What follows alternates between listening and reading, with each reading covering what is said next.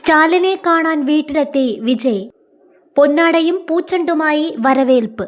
തമിഴ്നാട് മുഖ്യമന്ത്രി വിജയ് മുൻ മുഖ്യമന്ത്രിയും DMK അധ്യക്ഷനുമായ MK സ്റ്റാലിനെ സന്ദർശിച്ചു. ആൽവാർപേട്ടിലെ വസതിയിലെത്തിയാണ് വിജയ് സ്റ്റാലിനെ കണ്ടത്.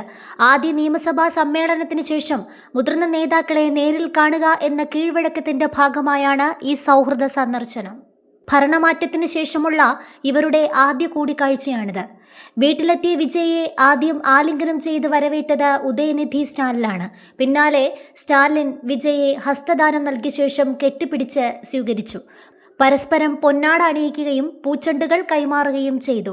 DMKയുടെ കഴിഞ്ഞ 75 വർഷത്തെ രാഷ്ട്രീയ ചരിത്രം രേഖപ്പെടുത്തുന്ന കാലത്തിന്റെ നിറം കറുപ്പ് ചുവപ്പ് എന്ന പുസ്തകം ഉദയനിധി വിജയ്ക്ക് കൈമാറുകയും ചെയ്തു.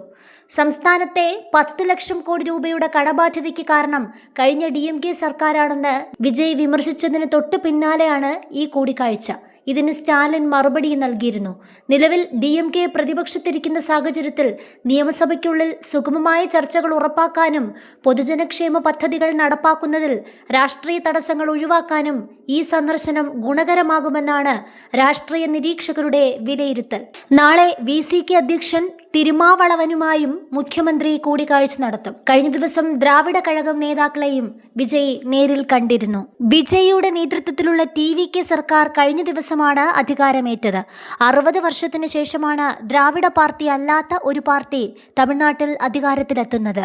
വിജയ്ക്ക് പുറമെ 9 മന്ത്രിമാരും സത്യപ്രതിജ്ഞ ചെയ്തിരുന്നു. പൊതുഭരണം, ആഭ്യന്തരം, പോലീസ് എന്നീ വകുപ്പുകൾ വിജയ് കൈകാര്യം ചെയ്യും. വിജയുടെ സത്യപ്രതിജ്ഞാ ചടങ്ങിൽ ലോക്സഭയിലെ പ്രതിപക്ഷ നേതാവ് രാഹുൽ ഗാന്ധിയുടെ സാന്നിധ്യവും ഏറെ ചർച്ച ചെയ്യപ്പെട്ടിരുന്നു. രാഷ്ട്രീയ സിനിമാ മേഖലയിൽ നിന്നുള്ള പ്രമുഖ വ്യക്തിത്വങ്ങൾ പങ്കെടുത്തു.